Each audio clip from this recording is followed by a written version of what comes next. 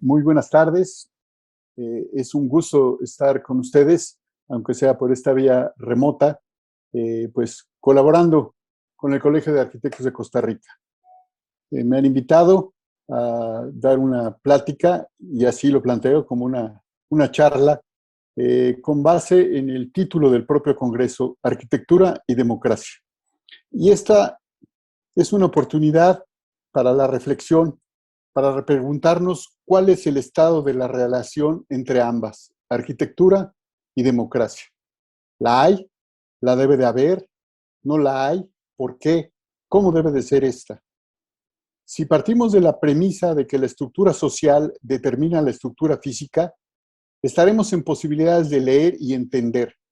Si lo hacemos con rigor y seriedad, si las condiciones hoy en nuestras arquitecturas, efectivamente se cumple dicha premisa. Pero vamos más atrás. En sentido estricto, la democracia es una forma de organización del Estado en la cual las decisiones colectivas son adoptadas por el pueblo mediante mecanismos de participación directa o indirecta que confieren legitimidad a sus representantes. La democracia es un sistema de gobierno que permite que la ciudadanía exprese su opinión y que sea escuchada. Esto explica por qué son dos palabras griegas las que componen la palabra democracia. Demos y krasia. Demos significa pueblo y kratos, gobierno, es decir, democracia, el gobierno del pueblo. Una sociedad que respeta las minorías, donde los ciudadanos son libres e iguales ante la ley, e iguales solo en derechos y en iguales circunstancias. Tomando lo anterior en cuenta, el régimen democrático tiene las siguientes características. Se fomenta el pluralismo, se permite la competencia político-electoral, se celebran elecciones auténticas y se respeta el principio de mayoría. Es una palabra de origen griego que fue acuñada por los atenienses para referirse a su forma de gobierno, instaurada en los últimos años del siglo VI a.C. Como forma de vida, requiere del respeto de los derechos humanos y la práctica de los valores como libertad, justicia, igualdad y solidaridad. Es una forma de vida que hacemos cada día cuando impulsamos la práctica de valores como la justicia. La democracia tuvo su origen en la Grecia antigua, especialmente en la polis de Atenas, entre los siglos VII y IV a.C., y el órgano máximo de gobierno de la polis era la asamblea integrada por los ciudadanos libres. La democracia griega se basaba en la participación de todos los ciudadanos en la toma de decisiones o en la elaboración de leyes, por lo que podían elegir a quienes desempeñaban cargos públicos o bien ser elegidos para ello. Pero más allá de las definiciones que todos sabemos, y lo digo, porque tendríamos que estar convencidos de que las sabemos, las conocemos, aunque en realidad, más bien, o será que más mal, las interpretamos y a veces no con toda exactitud. Podemos encontrar frases que podían parecer trilladas, porque el llamado de este Congreso es hacer una revisión, a encontrar las fallas, carencias y también aciertos, y por supuesto, los ideales. Arquitectura es nuestro trabajo o nuestra búsqueda. Hacerla, producirla, pensarla, entenderla. Hay una frase que recientemente me dejó impactado. Las arquitectas y los arquitectos no hacemos arquitectura. La arquitectura es la que hace a las y los arquitectos. Y esta es un trabajo plural. ¿Arquitectura para quién? ¿Con quién? ¿En dónde y cómo? Tal vez en el sentido de la democracia habría que pensar si lo que se produce socialmente es arquitectura o las condiciones de las democracias son las que producen la arquitectura. Abraham Lincoln dijo del pueblo, por el pueblo y para el pueblo. Albert Camus dijo que la democracia no es la ley de la mayoría, sino la protección de las minorías.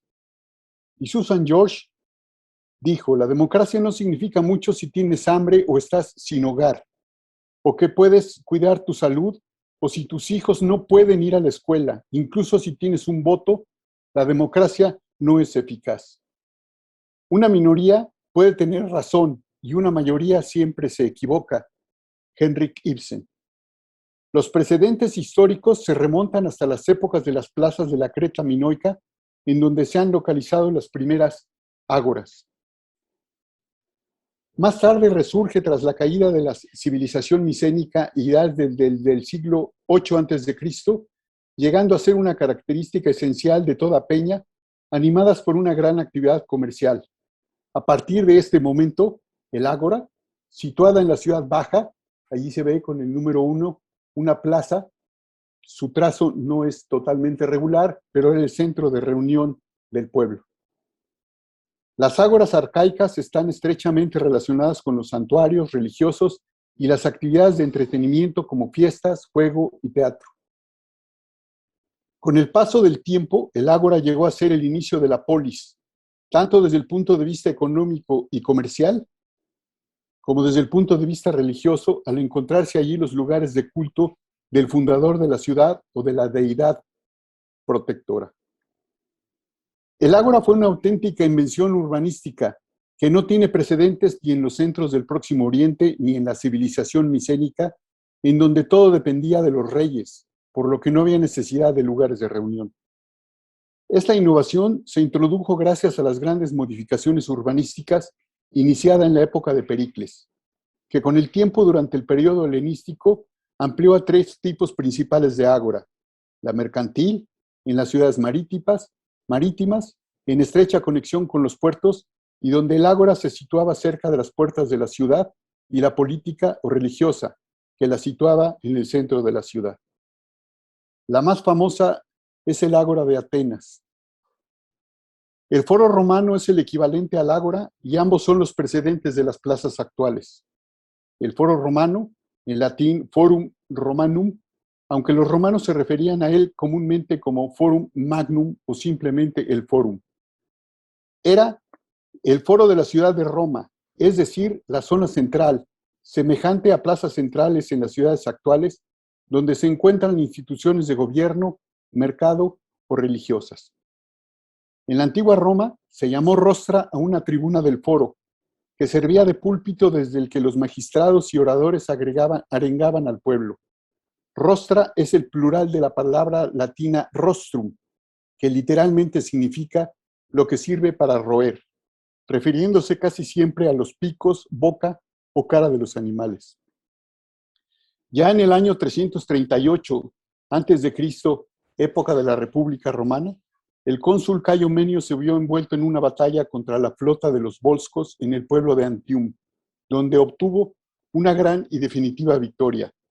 El cónsul mandó arrancar la rostra, es decir, los espolones de los barcos enemigos, para trasladarlos a Roma y colocarlos en el muro de la tribuna de oradores del foro romano.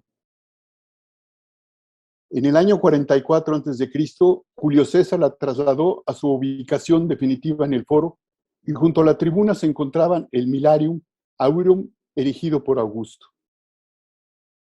Una tercera tribuna se piensa que estaba emplazada frente al templo de Cástor, ya que las fuentes hablan de las rostras tria. Las locuciones derivadas de este vocablo rostra son in rostra ascendere, subir a la tribuna; aliquem pro rostris laudare, elegir públicamente a uno; y rostra movere, agitar al pueblo desde la tribuna de la Asamblea Popular o desde el foro. En el idioma español del siglo XVI, la palabra latina rostrum dio origen a la palabra rostro. La reflexión me lleva a cómo encontrar el rostro de una sociedad en la arquitectura que se produce. Y ahí están, por ejemplo, las plazas. ¿Es el espacio por excelencia de la democracia?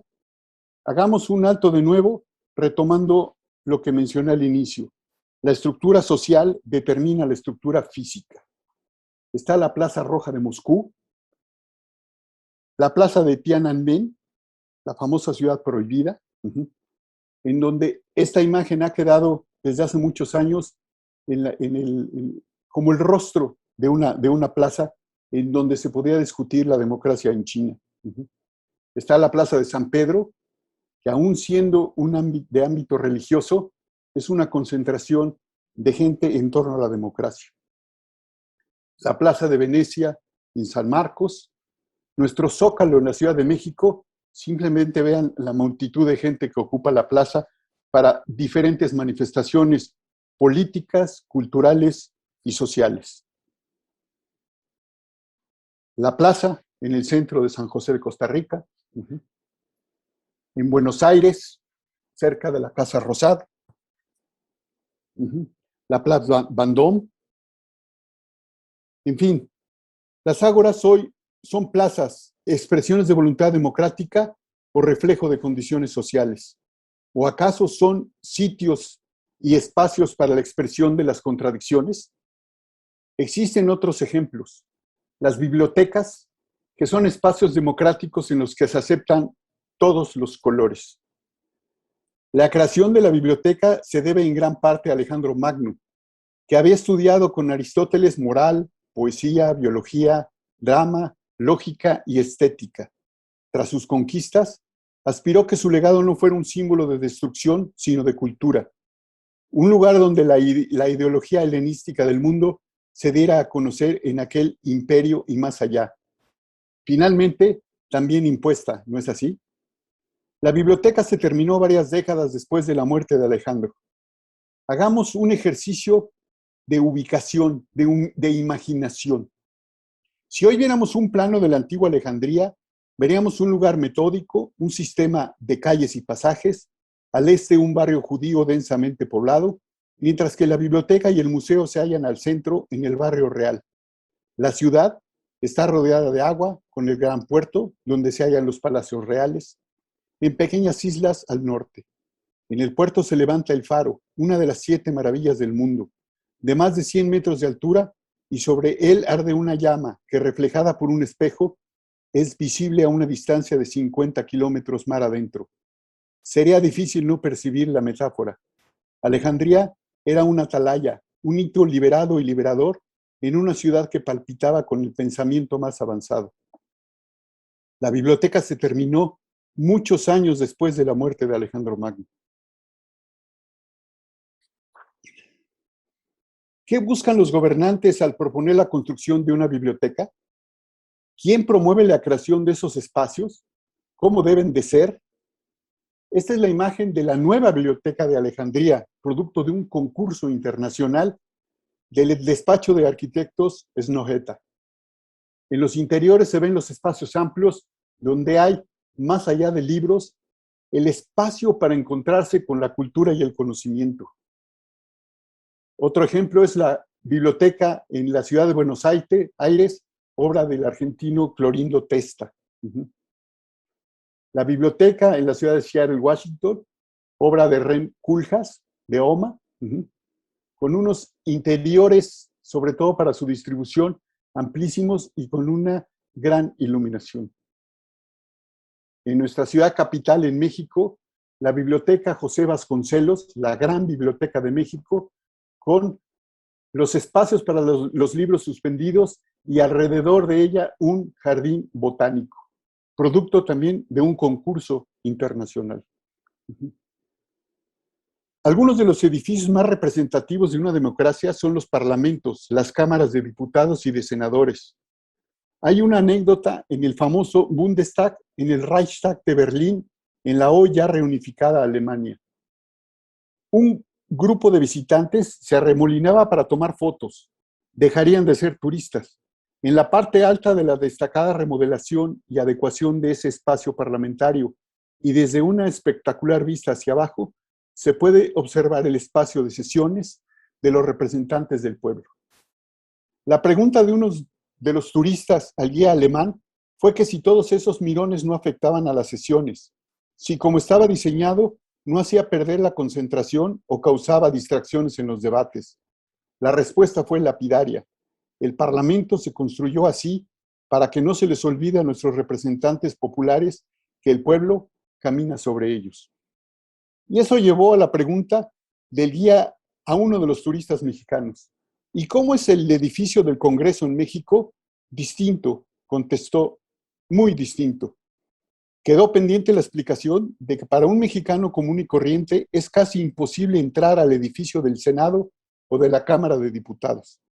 Pero desde entonces no he dejado de pensar en la estrecha relación entre arquitectura y democracia, en cómo la configuración de la primera llega a ser un reflejo de la segunda.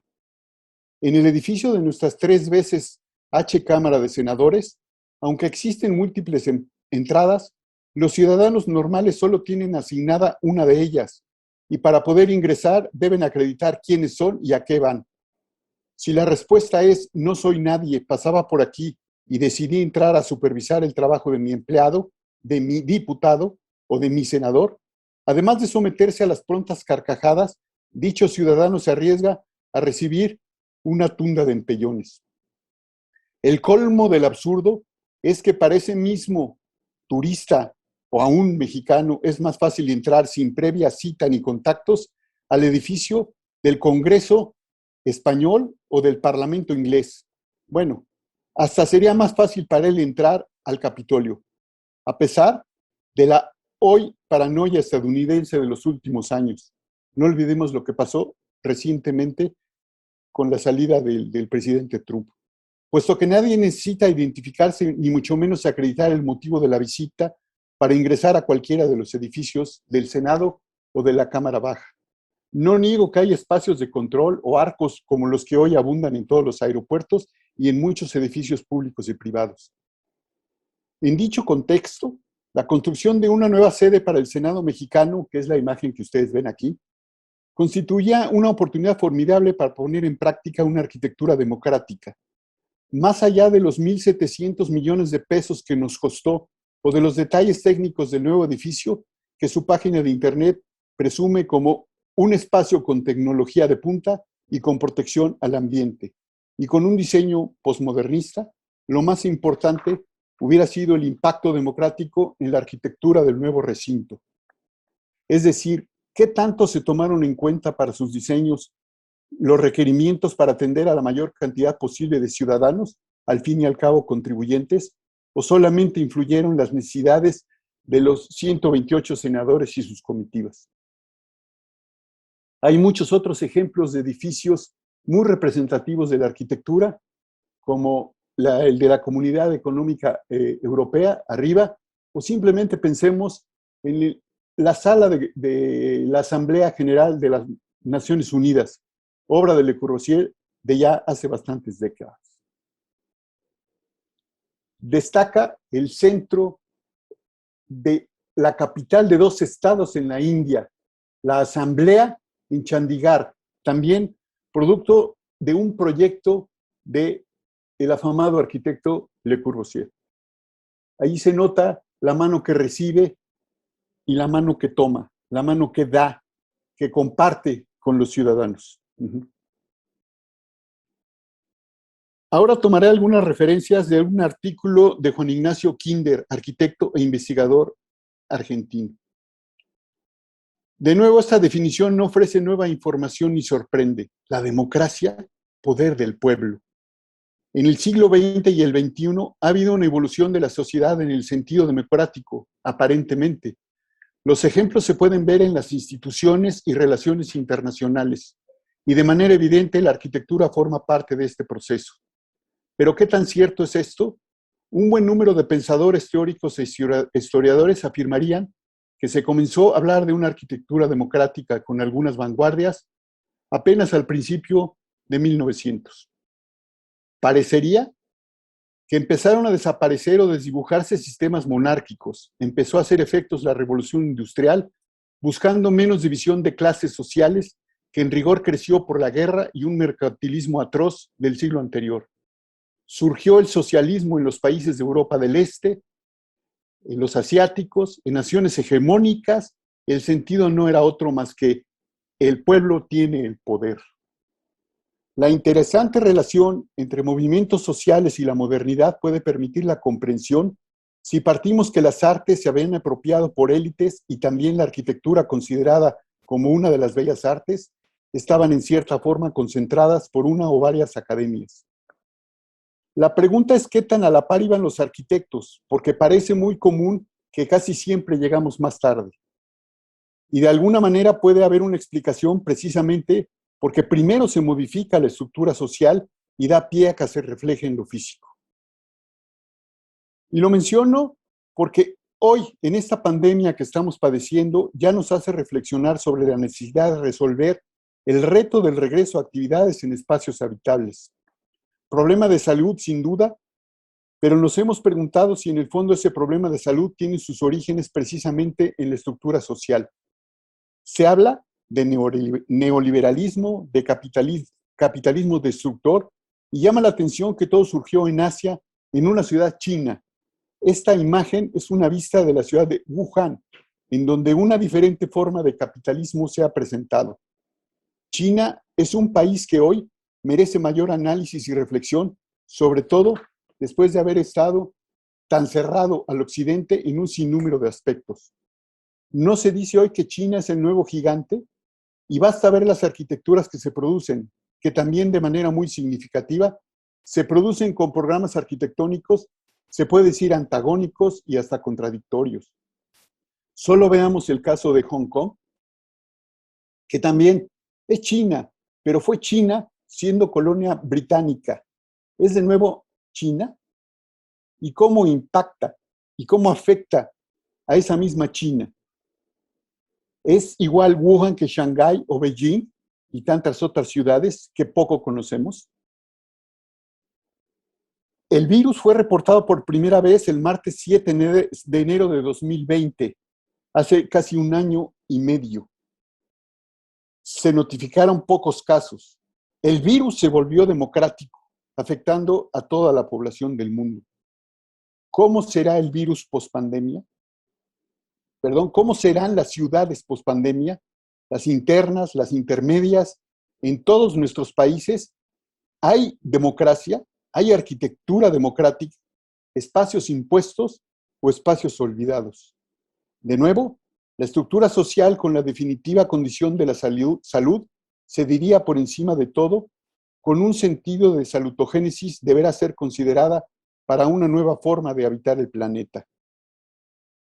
Hoy podemos pensar que en efecto pueden tener en la humanidad alguna sensación de democracia las bibliotecas o los espacios públicos, no solo en aquellas grandes y enormes, sino también las de menor escala, cuando el mismo libro hoy parece estar en peligro de extinción, contra ese espacio virtual de la Internet en donde todo está al alcance. ¿Cómo lograrlo? La democracia puede ser una vía para ello. Siendo recurrente, de nuevo en este tema, existen muchas argumentaciones que las vanguardias han consolidado con ese modelo de nuevos gobiernos, supuestamente democráticos, como si se tratase de un nuevo lenguaje. Un ejemplo es la edificación del pabellón de España en 1937, hace ya casi 100 años, cuando un gobierno republicano español que tal vez le faltaba mucho de democrático, aún siendo republicano, seleccionó un lenguaje purista y de estilo racionalista del arquitecto José Luis Sert para representar el horror de la guerra civil y exponer la amenaza del fascismo ante el que al poco tiempo sucumbió. El pabellón, una obra con la influencia de Le Corbusier sobre pilotes, con sus 3 plantas intercomunicadas por una escalera y una rampa, espacios de planta libre, vacíos, para exponer una obra representativa del arte y las condiciones por las que pesaba tanto la reyerta, el Guernica de Picasso, artista de vanguardia española por excelencia. Ese ideal de democracia no se le puede asignar de manera única a los gobiernos. Los arquitectos recurren a ese término, pero en su visión o concepción de la democracia y de su propia ideología. Un ejemplo claro y de hoy gran polémica es la famosa Villa Radieux de Le Corbusier. Su influencia en la arquitectura moderna es innegable, pero más polémicos aún sus planteamientos urbanos. Otra muestra se puede apreciar en Chandigarh, capital de 2 estados de la India, como lo comenté hace un momento. Idealmente, la ciudad radiante era una suerte de utopía modernista.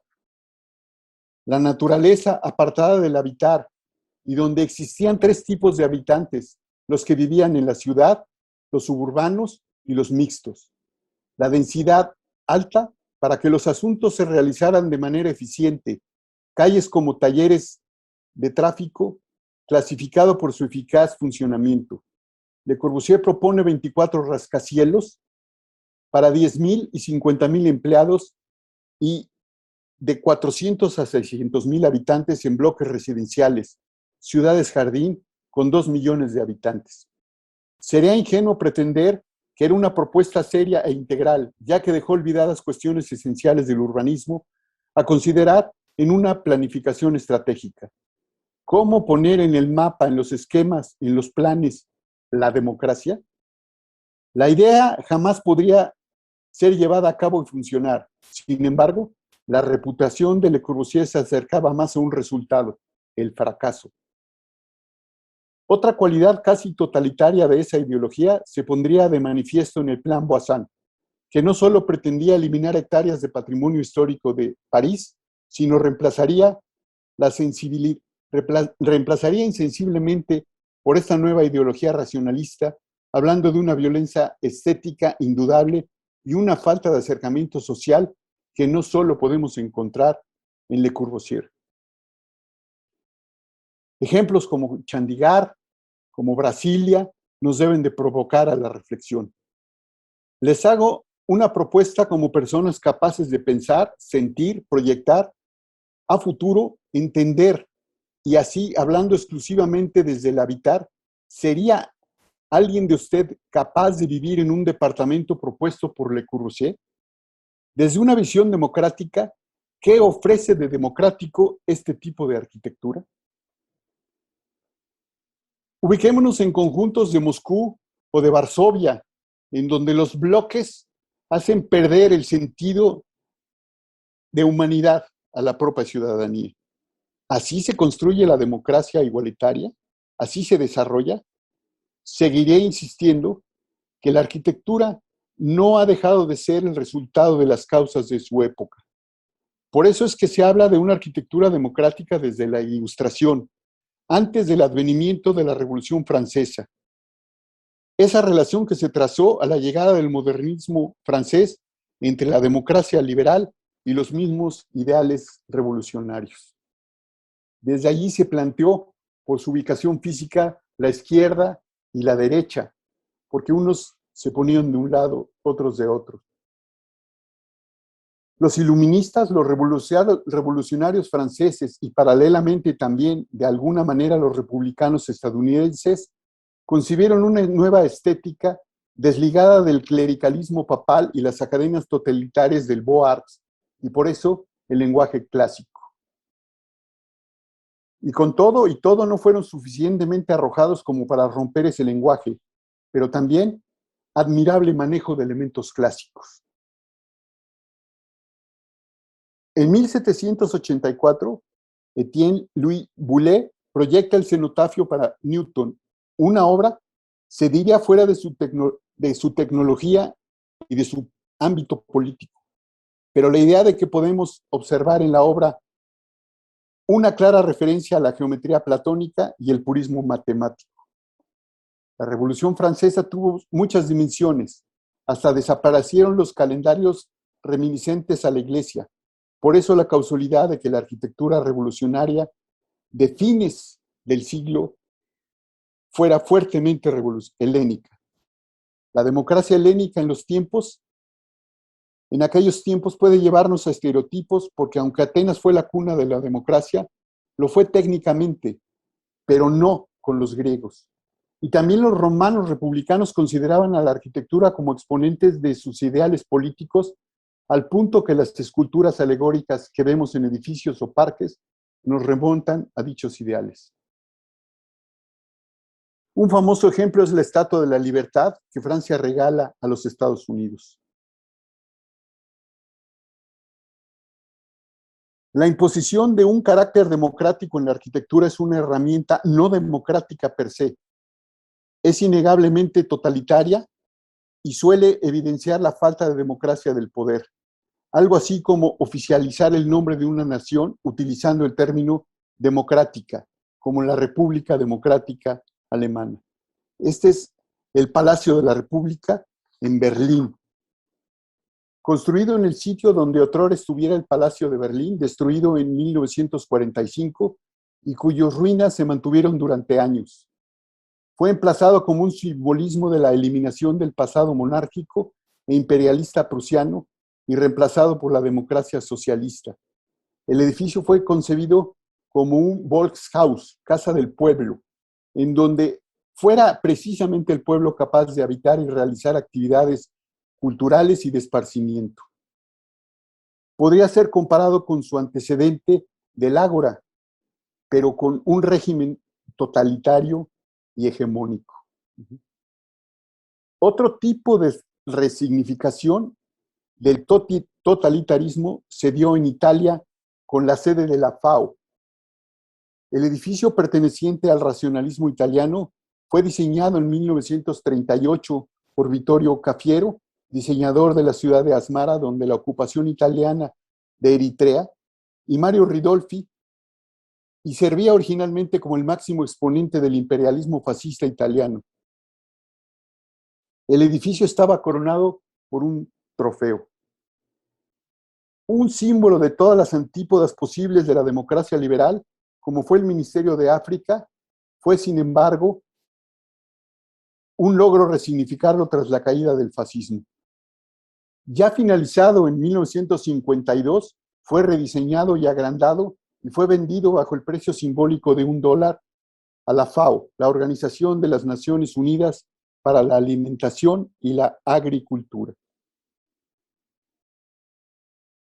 Podemos afirmar entonces que la arquitectura llamada democrática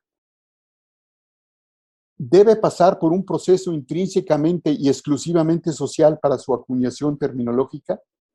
¿Se puede decir que la arquitectura democrática debe pasar por un proceso social solamente? No creo que haya autoridad para definir de manera clara y concreta. Puede ser una aspiración, pero no podemos negar que casi de inmediato aparecerán diversas interpretaciones y, por supuesto, muchas contradicciones. Por eso celebro que en este espacio, en el Congreso del Colegio de Arquitectos de Costa Rica, se aborde este tema. ¿Hay objetos materiales democráticos? Por decir algo, vehículos, hay comida democrática, árboles democráticos y, por tanto, arquitectura no democrática. Se puede considerar que por sí misma la arquitectura es democrática, pero eso ha llevado a que se presente en todos los tiempos una crítica a los proyectos llamándolos democráticos o hasta se intente etiquetar como no democráticos. Por eso, la crítica que hace tanta falta debe ser no por adjetivarla seria, fundada, razonada y muy profunda. El habitar o la habitabilidad es lo que le puede dar significado a la arquitectura, pero en el ámbito de la estética sería otra cosa. Una prisión, una escuela, un estadio, una oficina pública, como comentamos, una biblioteca podrán tener su propia estética, pero será el uso de todos sus elementos el que determine su condición. Los edificios de la democracia no pueden representar al pueblo porque forman parte de él y sus luchas internas. Por eso, una obra arquitectónica no será equitativa, pero sí democrática. Philipp Manow, politólogo alemán, argumenta que los edificios representativos de una democracia pueden ser comparados con el espejo de agua del National Mall de Washington, D.C. ¿Cómo es posible integrar la naturaleza fluida y cambiante de la representación democrática, la cual no representa al pueblo por completo? Los edificios de la democracia no lo representan porque forman parte de él, así como sus luchas internas. Por esto es que nunca, como dije, podrá ser equitativa, pero sí democrática. La élite ha sabido instalar su propio código cerrado. Por eso se discute si es posible permitir una democratización real de la arquitectura, acercándola al resto de la gente, la que se encuentra fuera de la élite, y permitir un entendimiento y comprensión integral de esta. Podemos tal vez afirmar que sucede todo lo contrario. No se ha logrado una integración al tejido social, sino que se ha buscado siempre el choque y el conflicto. Tal vez por eso la sociedad no ha podido terminar de aceptar las estéticas de la arquitectura, ya sea por imaginarios psicológicos o sensaciones connotativas. y habría que aceptar que estamos lejos de tener un acercamiento real a la sociedad. Y no es por no querer, sino tal vez porque no la hemos interpretado correctamente. Hacer una arquitectura sensible estéticamente es querer pertenecer a una minoría. Los miembros de la sociedad misma ven a esa élite como los referentes de una moda vacía y justamente por eso han sabido mantenerse en la hegemonía estética. Así nos lo dice Kinder. Por eso está en nosotros, los arquitectos y las arquitectas, adaptarnos al concepto real de democracia y no utilizar este término de manera provechosa o pretenciosa, y dejar de lado los egoísmos que impiden una evolución estética realmente igualitaria y no elitista. Enfrentemos el reto más allá de diseñar o componer espacios. Conozcamos a la sociedad para interpretarla adecuadamente. Diseñar es exponer, no es investigar. Podemos seguir hablando y citando ejemplos, pero es conveniente hacer pausas. Existe otra manifestación espacial que es la que de alguna manera integra las ciudades, la vivienda.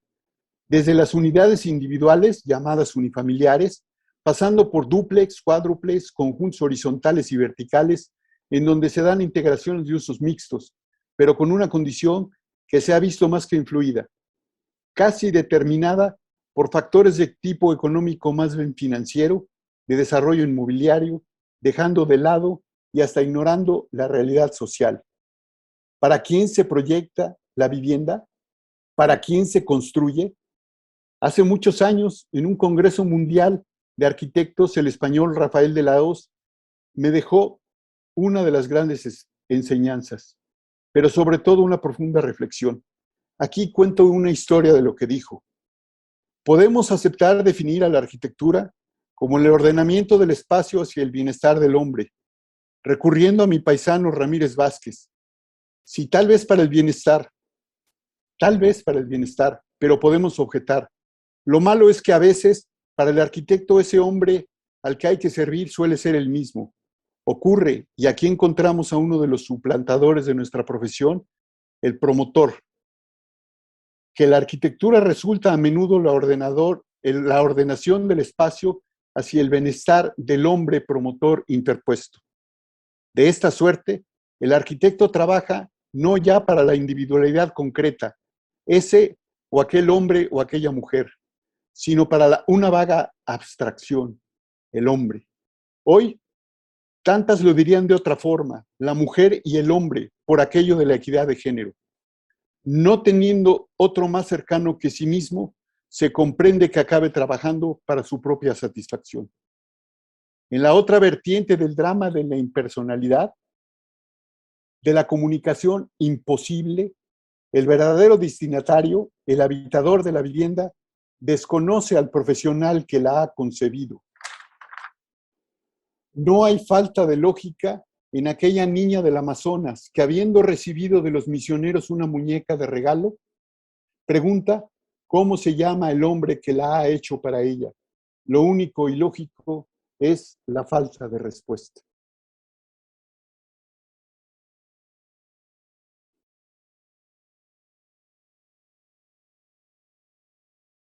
Aunque existen ejemplos escasos de arquitectura participativa o comunitaria, efectivamente no reconocen que es precisamente a los habitadores, esos con los que conformamos la sociedad, a los que se debe considerar, entenderlos, conocer sus aspiraciones y deseos, sus posibilidades, entender que con ellos la arquitectura es un proceso colectivo y por lo tanto podría ser democrático.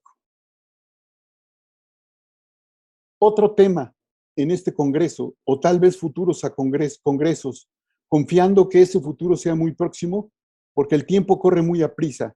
El tema debería de ser arquitectura y política con mayúsculas, porque hay pocas actividades tan políticas como promover espacios para habitar. Termino con la frase de un personaje de la historia que, siendo oriental, un pensador, un filósofo de la antigua China, nos deja pensando. Producción sin apropiación, acción sin imposición de sí mismo, desarrollo sin dominación. Confucio. Tal vez volver a pensar, a repensar, a soñar, nos lleve a buen puerto. Pero esa es otra historia, la utopía. Agradezco la atención de ustedes. Yo soy Toño Gallardo, aunque hoy preferiría no tener nombre propio y llamarme solamente arquitecto. Agradezco mucho la invitación que me hicieron mis colegas y amigas y amigos de Costa Rica y estoy a sus órdenes para cualquier pregunta, para cualquier debate y espero que esta reflexión haya servido para considerar muy seriamente la arquitectura y la democracia. Muchas gracias.